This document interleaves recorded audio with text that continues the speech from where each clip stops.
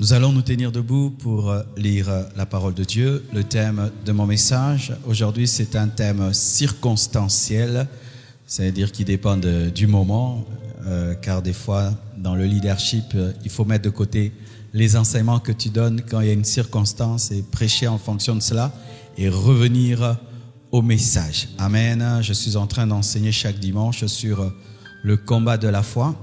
Et ce dimanche, je vais parler sur le contentement positif et nous reviendrons dans les temps qui viennent sur les enseignements sur le combat de la foi. Nous lisons le psaume 37 le psaume 37 verset 16. Psaume 37 verset 16. Vous y êtes? Mieux vaut le peu du juste que l'abondance de beaucoup de méchants. Acclamons la parole de Dieu. Asseyez-vous, s'il vous plaît. Nous allons parler ce matin sur le contentement positif. Déjà, lorsque vous entendez déjà contentement positif, donc il y a aussi le contentement négatif. Amen. Et je ne parle pas de ce contentement-là parce que ce contentement-là négatif est source de pauvreté, de médiocrité, de stagnation et de manque d'ambition. Souvent, lorsque les religieux enseignent sur le contentement, ils enseignent mal. Ils enseignent aux hommes de ne pas avoir des ambitions. L'ambition est mauvaise lorsque c'est une ambition qui écrase les autres. L'ambition est mauvaise lorsque c'est une ambition qui détruit. Mais lorsque tu as l'ambition d'aider les gens, de devenir grand pour être une source de bénédiction, c'est très bien. D'ailleurs, les gens qui ont fait des grandes choses sur la terre, la plupart d'entre eux ont été des ambitieux. Aucun homme sur la terre ne devient vraiment premier sans ambition. Parce que si tu n'as pas d'ambition, tu ne peux pas te discipliner et faire des sacrifices pour atteindre l'objectif. Mais l'ambition négative, c'est cette ambition où on te dit, plutôt le contentement négatif, c'est quand on te dit que tu as Jésus dans ta vie, cela te suffit. Ne te bats pas pour vivre dans une bonne maison. Ne te bats pas pour être premier de la classe. Après tout, toutes ces choses, ce sont les choses de la terre. C'est lorsqu'on te dit de te contenter de ta communion avec Dieu. Et le reste est vanité de vanité. Je vois des fois sur Internet, lorsque nous présentons même la maquette du temple, je vois des chrétiens qui disent « vanité de vanité, le jour de l'enlèvement, vos temples vont rester. » Oui, même vos maisons vont rester, seulement le temple. Vous voyez, les gens qui parlent beaucoup, des fois, ils pensent que les autres ne réfléchissent pas. Quand on construit un temple, on dit « Pasteur, pourquoi vous voulez construire un grand temple? Jésus va revenir, le temple va rester. » Oui, ne construis pas aussi de maison parce que Jésus va revenir, ta maison va rester. Mais en attendant que Jésus revienne, n'est-ce pas que tu as une maison? Même les voitures vont rester. Venez à pied à l'église parce que les voitures vont rester. Mais vous venez avec des voitures à l'église. Parce qu'en attendant que Jésus-Christ ne revienne, c'est mieux d'aller à l'église en voiture qu'aller à pied. Amen. Ainsi, nous décourageons les frères et sœurs de l'église qui ont des grands rêves. Si un frère un jour te dit « je veux être président de la République », tu dis « frère, tu es trop ambitieux ». Si un frère te dit un jour « j'aimerais être milliardaire », tu es trop ambitieux. Comme si ce sont seulement les païens qui peuvent rêver ces choses. Le païen, quand il devient milliardaire, il va utiliser cet argent pour détruire, déclencher des guerres à gauche et à droite, jouer avec les femmes et tout. Mais un chrétien qui devient milliardaire, il faut voir comment il peut aider le monde. J'ai été dans une banque et on m'a dit que le propriétaire de cette banque est un chrétien. Et il a fait une option pour les églises afin de donner des crédits aux églises, vous voyez. Et avant chaque réunion d'administration, il demande de prier. Et ses agents sont estomaqués de voir un milliardaire prier avant une réunion d'administration. Que c'est beau. Amen, hein? C'est beau. C'est beau cela. Alors ce contentement négatif est mauvais. Il te rendra pauvre. Il te donnera une toute petite vision. Si je mange, je bois, cela me suffit. Mais il faut toujours comprendre le contexte de Paul. Paul était dans une période de persécution.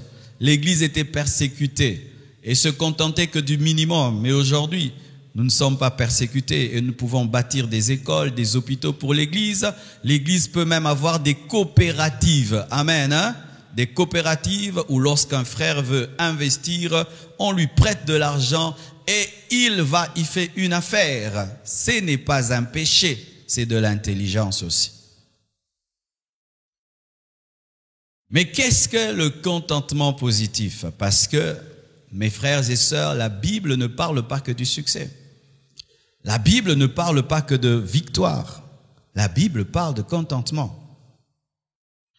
Le contentement positif, différemment du contentement négatif, c'est le fait d'avancer progressivement, sans brûler les étapes.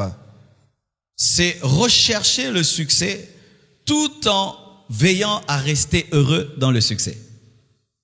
Aujourd'hui, je vais dire des choses très profondes, mais calmement. Amen. Hein? C'est avancer progressivement.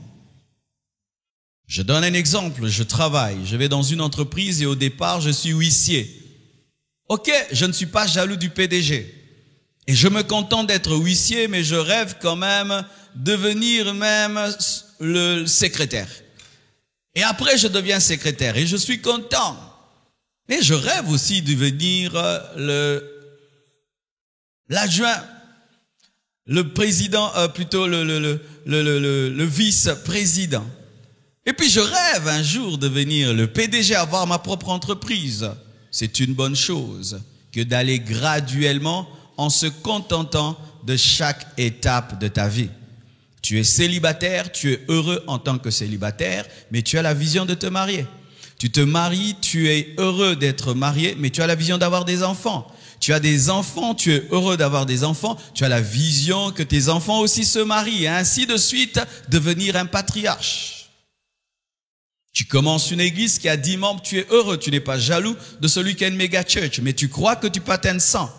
Et tu crois que tu peux atteindre 1000, 2000. Aujourd'hui même, il y a un temple de 100 000 places qui vient d'être construit au Nigeria. Ce pasteur-là n'est pas orgueilleux, il a bien fait parce qu'il y a trop de païens dans le monde. Alléluia. Ainsi, mes frères et sœurs, il est possible d'avoir un contentement positif. C'est-à-dire que je me réjouis de chaque étape de ma vie tout en ayant la vision de la progression. Amen. Le psaume 37, verset 16 nous dit ceci. Mieux vaut le peu du juste que l'abondance de beaucoup de méchants. La méchanceté, c'est de la pauvreté. Retenez ceci, mes frères, être méchant, c'est être pauvre. La méchanceté annule la richesse. Quelqu'un qui est riche et méchant est pauvre. Je répète, quelqu'un qui est riche et méchant est pauvre. Si tu es riche, mais tu maltraites les gens par ta richesse, tu donnes des pots de vin, tu corromps, tu détruis, tu manipules les gens parce que tu es riche, automatiquement devant Dieu, tu es pauvre. La méchanceté, c'est de la pauvreté. Un pauvre est plus riche qu'un méchant qui est riche. Un pauvre qui vit dans la justice est plus riche qu'un méchant qui est riche. Si là on met un pauvre qui est juste et là on met un riche qui est méchant, le pauvre est plus riche que le méchant. Avoir peu avec amour est préférable à avoir beaucoup dans la méchanceté. Avoir peu que tu peux offrir, peu qui bénit les autres, c'est mieux qu'avoir beaucoup qui ne bénit personne. Avoir peu dans l'honnêteté est préférable à avoir beaucoup dans le vol en faisant pleurer autrui. Alléluia. Si nos autorités pouvaient entendre ce message, si nos ministres, si nos PDG, nos ADG du Congo pouvaient entendre ce message, car s'il y a quelque chose de flagrant dans ce pays, quand tu atterris et tu descends, tu sens une chose, le Congolais est malhonnête, c'est dans le sang. Il ne peut pas prendre ton passeport et te laisser partir sans un petit sourire demandant. C'est quelle maladie? Partout ailleurs, tu vois, tu donnes le passeport, on signe dessus, tu passes. Ici, tu donnes le pasteur, on signe dessus et puis on te sourit et on te demande le café à 12 heures. Dans tout le monde, il t'aide même à pousser un tout petit peu ton chariot. Il le touche seulement. Après, il est fâché. Tu dois lui donner 1000 francs. Pourquoi il a touché ton chariot? Et une telle personne qui devient ministre, qui devient général, qu'est-ce qu'elle fera? C'est en nous, la malhonnêteté, la paresse, chercher à devenir riche mais sans bosser dur. C'est une maladie nationale. Et vous qui avez des projets pour ce Congo, éradiquez cela du Congolais. Et ils sont là, ces personnes. Elles sont là. Quelqu'un crève son pneu devant ta maison et tu viens l'aider. Après, tu lui demandes quelque chose. Quel mauvais cœur tu as. Tu rends grâce à Dieu que son pneu soit crevé devant chez toi. Et vous venez nombreux pour pousser. Mais après, vous venez vers la fenêtre, vieux.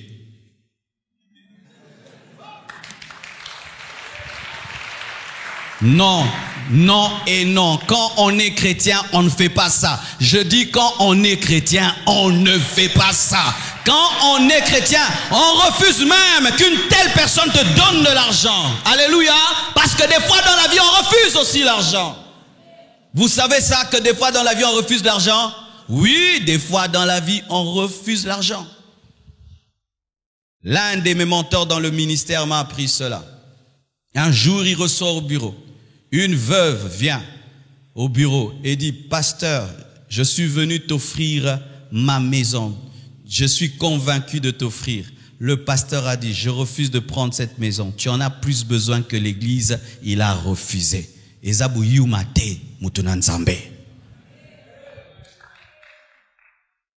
Un frère un jour est venu me voir. Il m'amène tout son salaire et il me donne. Pasteur, c'est à toi. J'ai dit non frère, mais toi tu souffres. Il dit c'est à toi. Ok, je prends la moitié, je lui redonne. Pourquoi? Il allait rentrer comment? Il allait être Superman.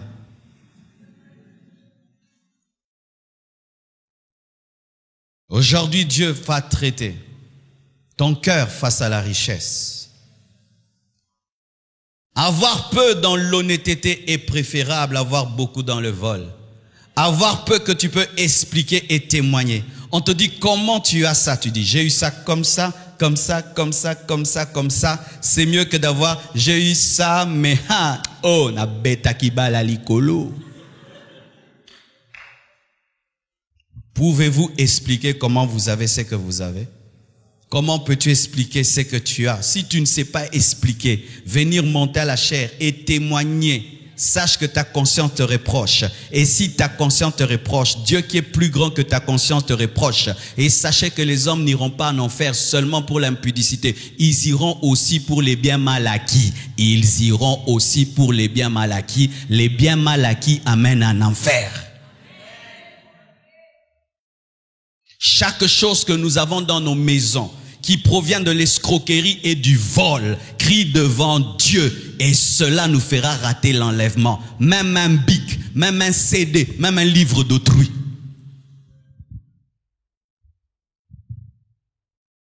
Zachée, lorsqu'il a rencontré Jésus-Christ, il a rendu les biens mal acquis.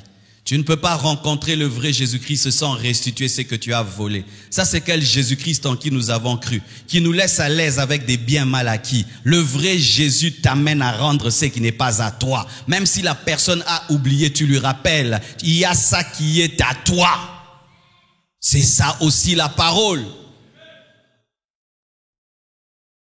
Être chrétien, ce n'est pas seulement aller à l'église, c'est vivre la parole de Dieu. Et surtout devant le matériel, c'est là qu'on reconnaît un chrétien. Chanter, prier, c'est facile, mais devant le bien de ce monde, montrer que Christ est élevé au-dessus de tout ça, là tu es chrétien. Là, je reconnais que tu es chrétien, pas lorsque tu parles en d'autres langues. Psaume 84, verset 10, dans d'autres versions, verset 11. Mieux vaut un jour dans tes parvis que 1000 ailleurs. Je préfère me tenir sur le seuil de la maison de mon Dieu plutôt que d'habiter sous les tentes de la méchanceté. Je préfère habiter le balcon de Dieu que d'habiter la chambre du diable. Je préfère habiter le balcon de Dieu qu'habiter la maison 5 étoiles du diable. Les parvis de la communion avec Dieu sont plus importants que les tentes de la méchanceté. Le peu de Dieu est plus important que le beaucoup de Satan. La communion avec Dieu est plus importante que tout. Je dis plus importante que tout. Plus importante que les billets verts. La communion avec Dieu est plus importante que tout.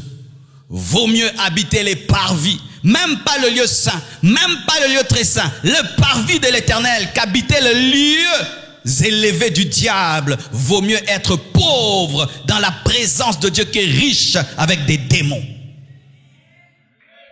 Vaut mieux être pauvre sous un arbre qu'avoir des châteaux avec Satan. Vaut mieux n'avoir rien et avoir Dieu qu'avoir tout et perdre Dieu. C'est ce que David voulait dire. Proverbe 15, verset 16.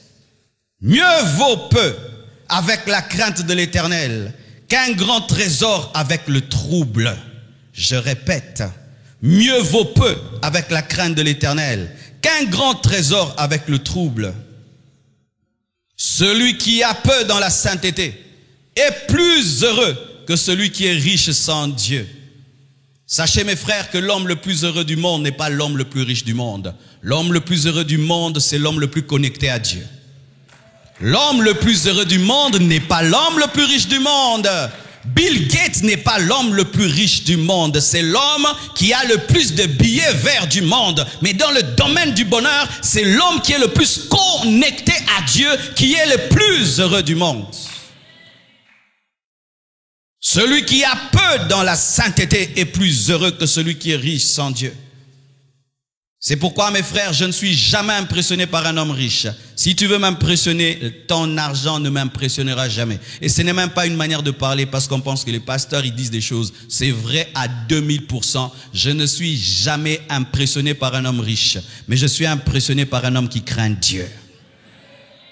Quand un homme craint Dieu, un Dieu qui ne voit pas, oh, je le crains, je le respecte. Pourquoi? Il est la manifestation de la foi. Mais un homme qui a des billets verts, bien aimé, les billets verts, je peux même les fabriquer. Ça se fabrique, n'est-ce pas? On peut les voler, on peut cambrioler une banque et avoir les billets verts, mais tu ne peux cambrioler Dieu et avoir la communion du Saint-Esprit. Ça, c'est exceptionnel.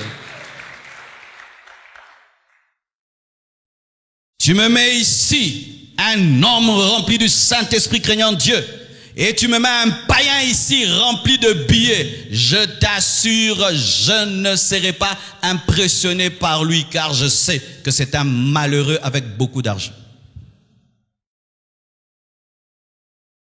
Proverbe 15, verset 17. Mieux vaut de l'herbe pour nourriture, là où règne l'amour, qu'un bœuf engraissé, si la haine est là.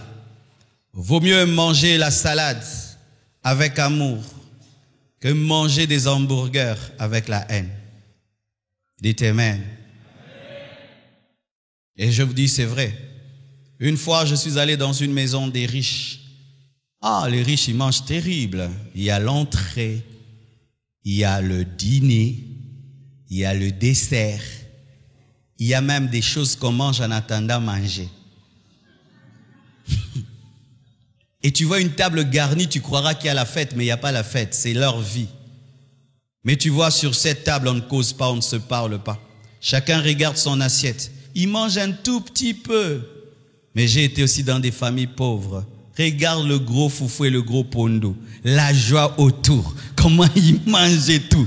Quelle est la maison la plus riche? C'est là où il y a le bonheur, c'est là où il y a la joie. Ce n'est pas là où il y a la table garnie, c'est là où il y a le bonheur et la joie. C'est là où il y a le bonheur et la joie. Des fois, mes frères et sœurs, nous ne savons pas quantifier le bonheur, c'est pourquoi nous le perdons pour des futilités. Il y a des familles qui étaient heureuses lorsqu'elles n'avaient rien du tout. En ce temps-là, vous parliez, vous causez, vous vous aimez. Quand vous étiez pauvre, toi et ta femme, vous partagez un petit riz et un petit foufou avec joie. Maintenant que la table est garnie, c'est silence radio. Personne ne parle. On n'entend que les bruits des couverts. Ça, c'est la malédiction.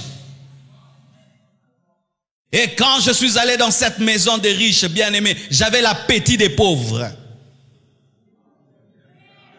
Alors j'arrive là, mes frères, j'ai l'onction pour manger. Eux, ils ont des problèmes, des soucis. Ils mettent une grande table. J'ai dit, comme ils la mettent, donc on va manger. Je commence à manger avec joie. Et puis je vois quelques minutes après, ah oui, Gaspard, tu peux débarrasser la table. Bandeko, notio banda. Mais pour faire poli, au talango kara. Et puis j'ai dit, vous n'êtes pas normaux. Comment vous pouvez mettre autant de nourriture et vous ne mangez pas? Vous avez un problème. Et oui, ils ont un problème. Ils ont la richesse, mais ils ne sont pas heureux. Vaut mieux des herbes avec amour que des bœufs engraissés dans la haine. Alléluia. Proverbe 16, verset 8. Mieux vaut peu avec justice que des grands revenus avec l'injustice. Mieux vaut dédouaner deux marchandises dans la justice que dédouaner un conteneur dans l'injustice. Dites amen les commerçants. Les commerçants, dites amen. Les allants en Chine, à Dubaï, dites amen. Mieux vaut peu avec la justice. Mieux vaut avoir une maison que tu as acquis honnêtement que d'avoir un quartier que tu as arraché, que tu as ravi. Tu t'es imposé. Tu as changé les documents et tout le reste parce que tu as des relations avec un général, avec quelqu'un. Vaut mieux peu avec justice qu'un grand nombre de biens dans l'injustice. Les biens mal acquis ne sont pas des biens, ce sont des maux. Sachez cela. Chaque fois que vous avez des biens mal acquis, ce sont des maux que vous attirez dans vos vies, que vous attirez même dans la vie de vos enfants. J'ai été dans la maison d'un homme très très riche. Et je vous assure, qu'est-ce qu'il y avait? 2 enfants fous. Une fille folle, un garçon fou. L'aîné fou et la cadette est folle. À quoi sert la richesse si tes enfants seront fous? Alors tout le temps, ils sont dans des hôpitaux psychiatriques, tout le temps en train d'enfermer les enfants. Demandons aux hommes de Dieu de passer par là, prier et prier et prier. Pourquoi? Il a touché au fétiche pour être riche. Il a ravi les biens d'autrui pour être riche.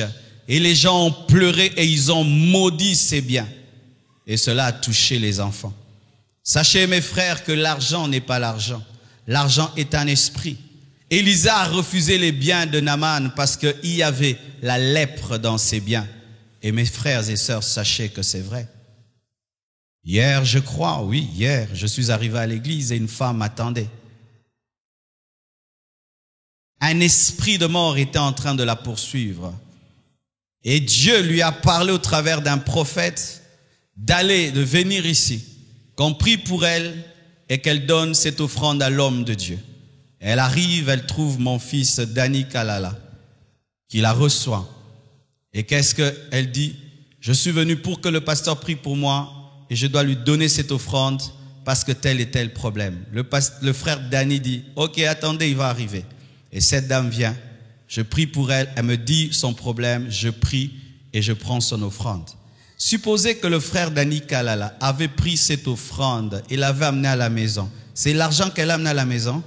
Elle a amené un esprit de mort. Il a amené un esprit de mort dans sa maison. Il allait être étonné qu'il y a la mort qui frappe. Tu te dis, quel sorcier? C'est l'argent que tu as amené. Les biens de Jéricho contiennent la malédiction de Jéricho. Faites attention avec ce que vous amenez dans vos maisons, avec quoi tu nourris tes enfants, avec quoi tu nourris ta femme. C'est pourquoi, chère maman, quand tu vois ton mari commencer à ramener des choses qui dépassent son salaire à la maison, dis-lui d'où vient cela. Amen. Hein? Ne me tue pas moi et mes enfants. Alléluia.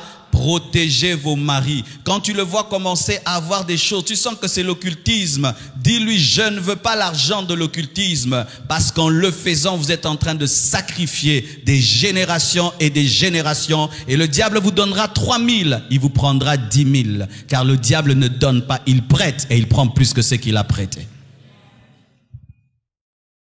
Alléluia.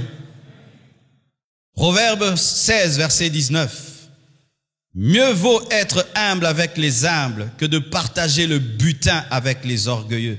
Vaut mieux avoir des amis pauvres et justes que des amis riches et escrocs. Dites amen. Vaut mieux avoir des amis pauvres mais humbles que des amis riches et orgueilleux. Dites amen. En soi, sachez ceci, que l'humilité est la vraie richesse. L'humilité est plus que l'argent. L'humilité est plus que l'argent. L'humilité est capable de t'élever et de bénir ta descendance génération après génération. Mais l'argent peut faire que tu sois arrêté, toi et toute ta famille. À cause d'Akan, sa femme est morte, ses enfants sont morts. L'humilité précède la gloire, mais l'orgueil précède la chute. Choisissez bien vos amis. Aujourd'hui, les jeunes aiment les amis riches. Ça fait genre d'avoir un ami riche. C'est bien d'avoir un ami riche. Dans les temps difficiles, il sera là pour te donner quelques billets. Mais si cet ami riche est aussi un orgueilleux, est aussi un escroc, il sera un mentor dans le domaine de l'orgueil, un mentor dans le domaine de l'escroquerie. Il va t'initier à l'escroquerie. Il va t'initier à l'orgueil. Et tu finiras par lui ressembler et Dieu te rejettera comme il l'a rejeté. Proverbe 17, verset 1. Mieux vaut un morceau de pain sec avec la paix qu'une maison pleine de viande avec des querelles. Une richesse sans paix ne sert à rien. Un pauvre qui a la paix est plus heureux qu'un riche sans paix. Dites amen. Un pauvre qui a la paix est plus heureux qu'un riche sans paix. Est-ce que vraiment vous le croyez? Michael Jackson est mort. Pourquoi?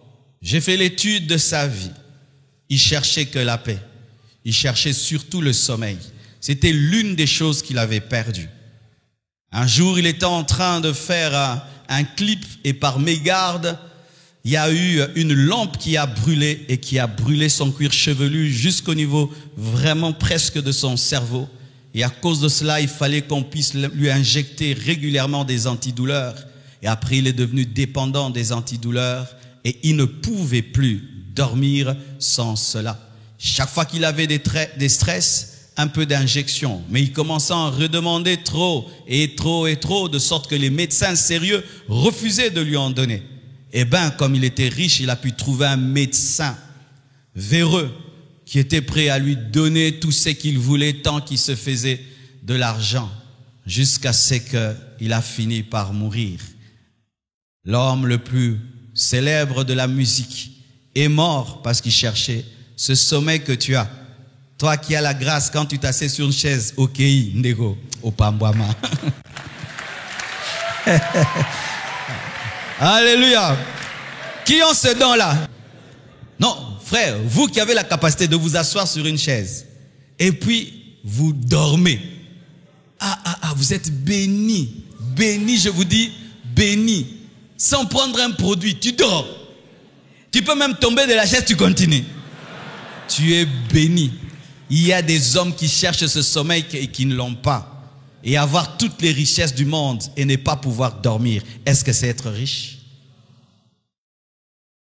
Tu peux pas dormir, tu penses aux gens qui t'en veulent, tu penses aux gens qui veulent te faire du mal, tu penses aux gens, quelqu'un à qui tu as pris ça, quelqu'un qui a dit ça, tu as fait ça. Est-ce que tu sais ça être riche? C'est pas être riche, mes frères. Proverbe 19, verset 22. Ce qui fait le charme d'un homme, c'est sa bonté. Et mieux vaut un pauvre qu'un menteur. Bien-aimé, aujourd'hui on nous enseigne que le charme, il faut être classe. Ouais, je suis un peu classe aujourd'hui, j'ai concordé avec la bâche et avec l'écran. Et avec la moquette. Mais ce n'est pas ce qui vous a attiré ce matin, vrai ou faux? Vous êtes venu pour la parole. Vous êtes venu pour le témoignage que Dieu m'a fait grâce d'avoir, n'est-ce pas? Mais si je pense que Marcelo, c'est cette veste, c'est ce pantalon, ces chaussures, le beau qui est ici, c'est archi faux. La vraie beauté d'un homme, ce n'est pas son argent, ni son apparence. La vraie beauté d'un homme, c'est sa bonté. Tu vas remarquer ceci. Tu n'as jamais oublié les gens qui t'ont fait du bien. Vrai ou faux? Tu arrives dans un endroit, tu es étranger. Quelqu'un vient, monsieur, je vois que vous êtes perdu. Oui, je suis perdu. Vous cherchez quoi? Je cherche telle chose. Oh, venez, je vais vous aider. Bien-aimé, tu l'oublieras jamais. Je me souviens, on était une fois à l'aéroport, je crois, à Washington. On ne sait pas parler anglais, mes frères. Excédent des bagages. Maintenant, qu'on l'excédent des bagages, en anglais, ndingi nini. Baggage excedent. Language. Donc, mais un monsieur là, il vient, il parle français. Oh, mais je vous connais. Oh, il dit qu'il connaissait un frère qui était dans l'équipe. Mais je te connais, Toutou. Vous voulez quoi? Oh, je veux ça. Mais vous êtes mes frères. Il nous a aidés. Mes frères, j'ai retenu son visage, mais il n'était pas très beau. Tu as vu des beaux visages sur la terre, mais tu ne les retiens pas. Mais tu retiens toujours les bonnes personnes. Soyez des bonnes personnes. À l'église, quelqu'un fait tomber sa Bible, tu ramasses la Bible, tu lui donnes. Il fait tomber son téléphone, tu ramasses le téléphone, tu lui donnes. Il t'oubliera jamais. Pas moussousou, Kei. Quelqu'un est perdu dans votre avenue. Tu vois, il part, revient. Monsieur, mais je vois vous, qu'est-ce que vous cherchez? Je cherche le numéro 40. Ah, au fait, aussi, au Congo, 40, c'est aussi 70, 80. Donc, ok. Il t'oubliera jamais. Un jour, vous allez vous rencontrer en ville. C'était lui le PDG de l'entreprise où tu vas être engagé. Comment expliquez-vous ça? Dans une église de 6500 personnes, nous tenons des mariages de 30 personnes. Vous êtes sans impact. Et ta famille et tes amis viennent ici, vous n'êtes qu'à 30. Pourquoi? Après le culte. Que Dieu vous bénisse. Tu ne salues personne. Ton visage veut dire passe. Mais celui qui salue, qui dit bonjour, comment ça va? Vous allez voir le jour qui se marie, c'est rempli ici. Bien-aimés, je ne suis pas là pour vous créer des relations. Moi, je vous enseigne la parole, créez vos propres relations. Et les bonnes personnes dans cette église ont des noms connus, n'est-ce pas? N'est-ce pas qu'on connaît leurs noms? On connaît leurs noms. Parmi 6500 personnes, pour que ton nom soit connu, c'est la bonté, pas la beauté. La bonté. La bonté. Soyez des bonnes personnes. Marquez les gens. Amen. Hein? C'est ça le charme de la vie. Quelqu'un qui est bon, tu oublies même qu'il a des défauts. Même s'il a des défauts corporels, sa bonté, c'est du charme. Mais quelqu'un qui est beau et qui est mauvais ressemble à Lucifer.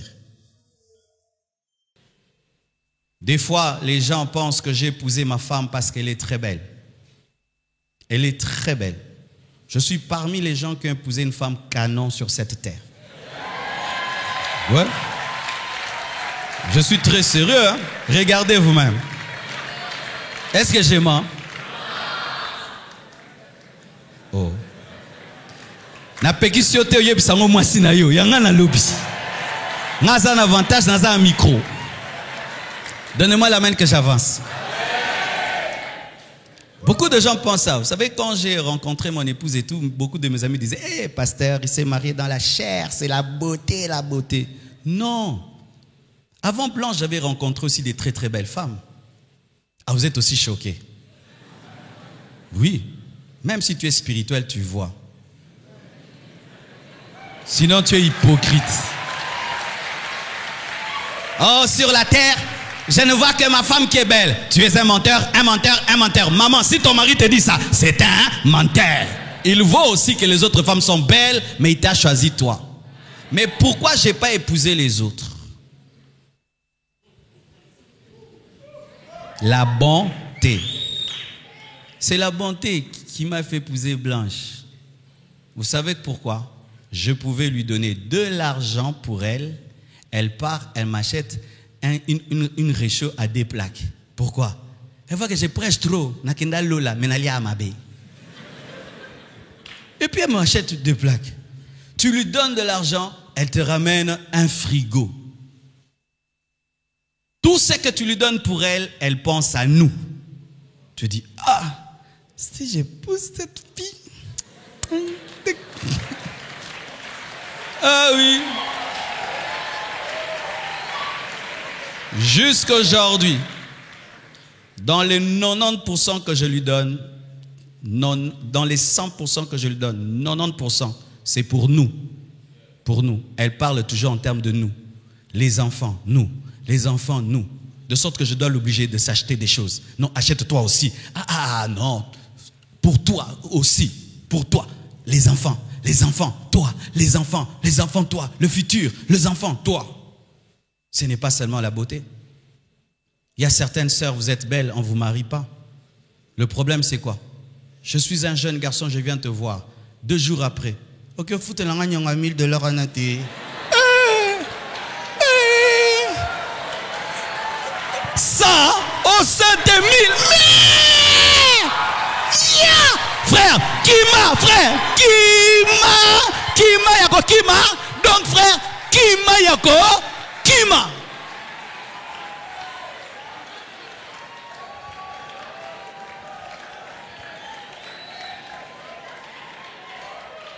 La bonté, c'est ça le charme. C'est pas seulement les make-up que vous mettez là. À part ton make-up, à part tes cheveux, après tes parfums, il y a quoi? Qu'est-ce qu'il y a en dehors de ça? C'est pourquoi vous voyez des gens, tout, c'est leur apparence. Tout le temps comme ça, tout le temps comme ça. Parce qu'elle n'a que ça, elle n'a que ça. Tu lui enlèves ça, elle n'a rien.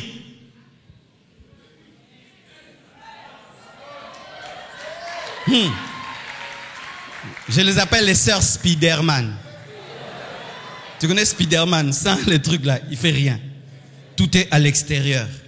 Tu enlèves les mèches, tu enlèves les faux ongles, tu enlèves les faux cils, tu enlèves les trucs là, tout là, tu enlèves les tout.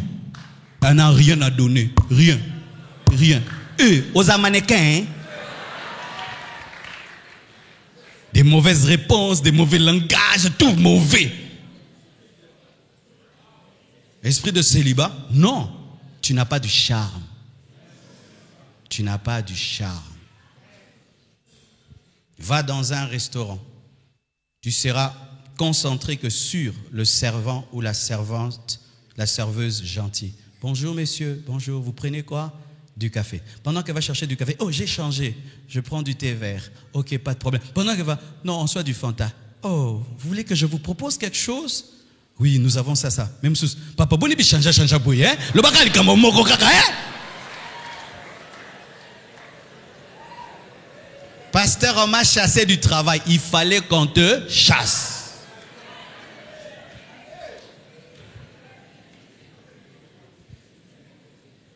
Alléluia. Alléluia. Des fois, plusieurs ici à l'église pensent que je m'oppose au ministère de Blanche, que je l'empêche de prêcher, d'enseigner. C'est elle-même qui ne veut pas enseigner. Mais je vous assure, le jour que Blanche va commencer à vous enseigner, les sœurs, oh, vos maris seront bénis. Hein? Ah oui, je prie que ce temps-là arrive, que Dieu puisse lui apparaître, que Jésus lui-même lui dise, moi natea. Poto saligno saboy. L'une des choses qui m'a touché en elle, quand je l'ai épousée, j'étais pauvre. Je n'avais que l'argent pour payer le loyer, l'eau et l'électricité, un peu de nourriture, point barre. Quand les enfants sont venus, il fallait les habiller. J'ai vu cette belle femme aller dans les marchés, chercher les habits de tombola pour ses enfants, la belle femme que vous voyez là. Pourquoi? Si elle va acheter beaucoup avec le peu que tu as, tu n'auras plus rien. Elle allait là-bas. Et je regardais. Mais cette femme pouvait être exigeante. Elle dit non, je vais acheter ça. Mais si on te voit, c'est pas grave pour mes enfants. Aujourd'hui, elle n'achète plus au tombola. Tout ce qu'elle achète, c'est en Europe pour ses enfants. Mais il y a des sœurs qui du coup,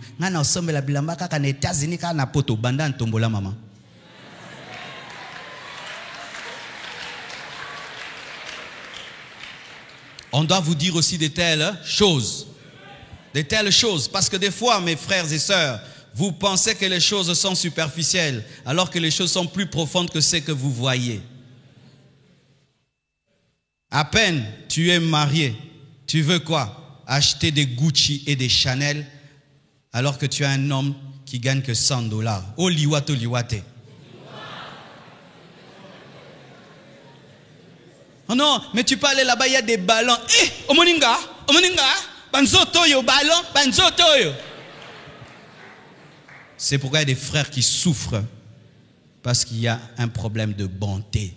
Tu ne peux pas avoir pitié même de l'enfant d'autrui.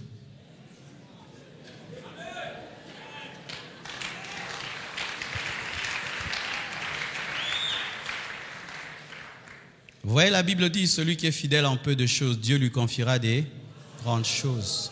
Dieu l'a regardé et disait, toi, tu vois, tu n'achèteras plus rien au Congo. Tu achèteras tout là-bas.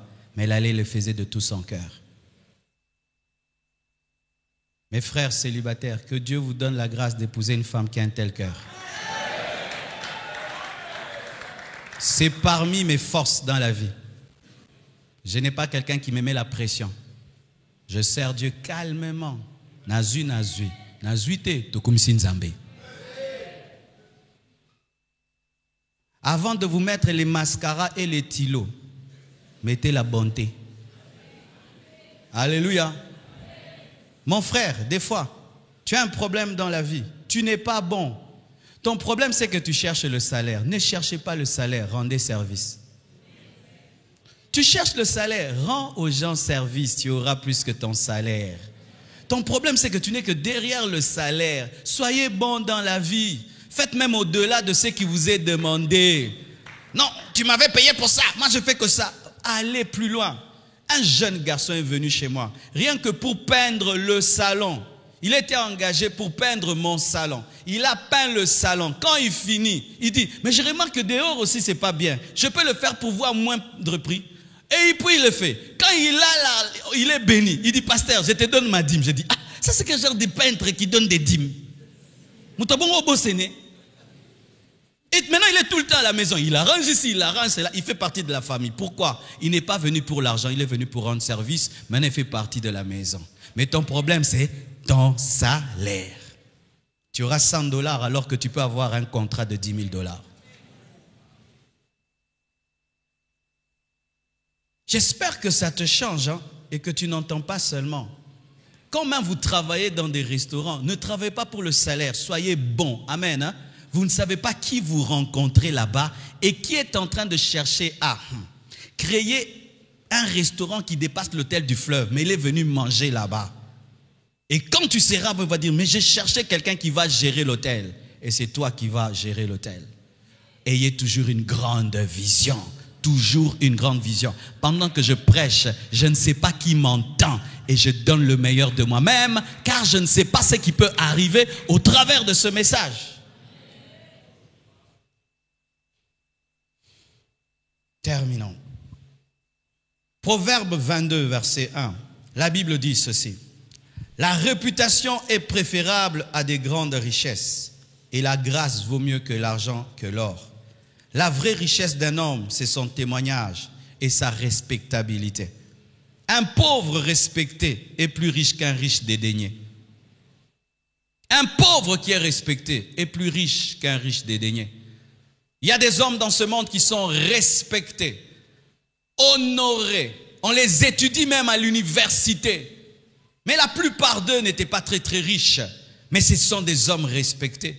Mais il y a des hommes sur cette terre qui ont été des multimilliardaires. On ne peut même pas oser les étudier dans une école. Et si on étudie, c'est dans le mal. Pour dire, ne soyez pas comme lui.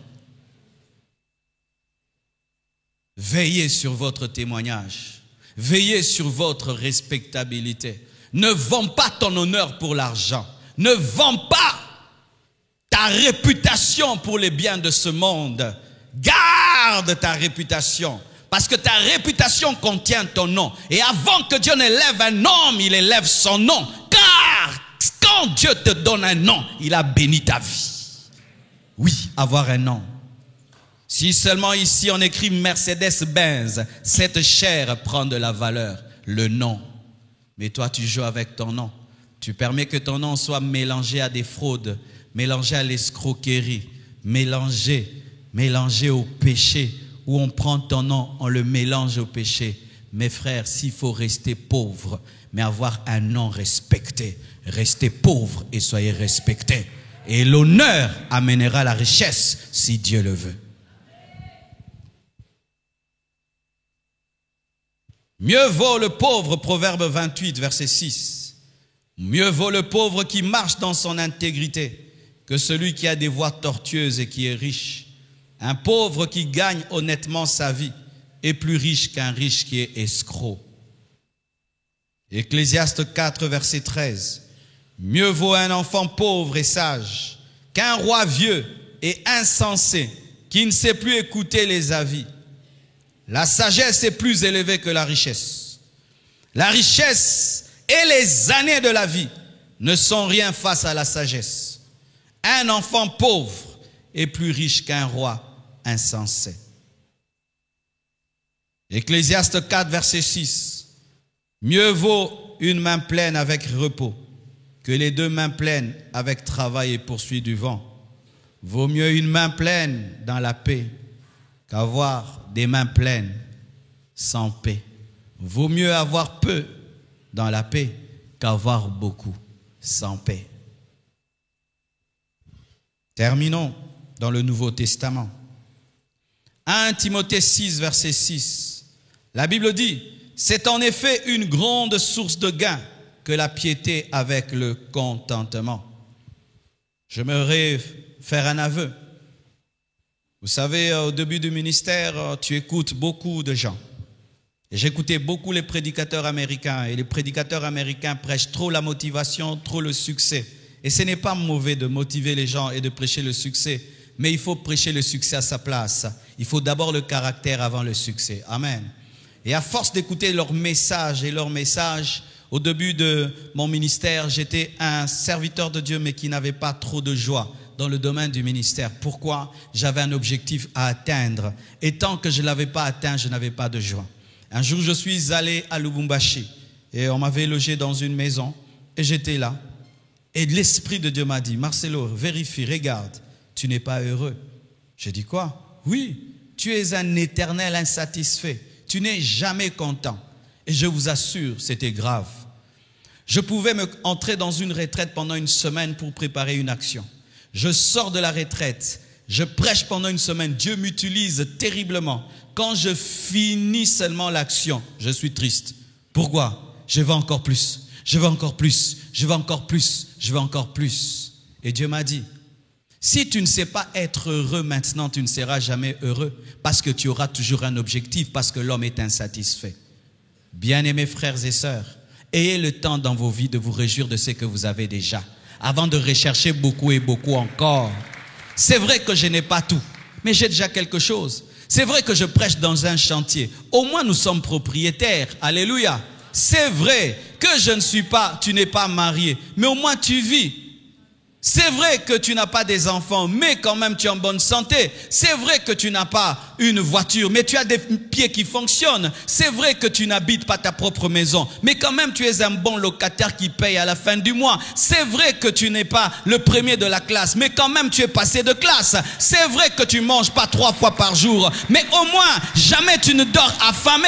Regardez à ce que vous avez et Dieu vous donnera ce que vous n'avez pas. C'est pourquoi Dieu, alors qu'il créait les cieux et la terre, avant de terminer, de clôturer la création, à chaque jour il disait, c'est bon, c'est bon, bon, c'est bon, c'est bon, c'est bon, jusqu'à ce qu'il a créé l'homme et la femme à son image. Et il a dit c'est très bon. L'homme qui sait dire c'est bon peut dire c'est très bon. Mais si tu ne sais pas dire c'est bon, tu ne sauras jamais dire c'est très bon. En attendant que tu atteignes ta totale destinée, tu dois apprendre à te réjouir. En attendant que tu deviennes l'homme que tu veux devenir, tu dois apprendre à te réjouir. En attendant que Dieu te donne la totalité de ce qu'il a promis, tu dois apprendre à te réjouir. En attendant que tu arrives là où Dieu a dit que tu seras, tu dois aimer ton maintenant afin que Dieu te donne ton demain. Tu dois aimer l'à peu près avant que Dieu te donne le parfait.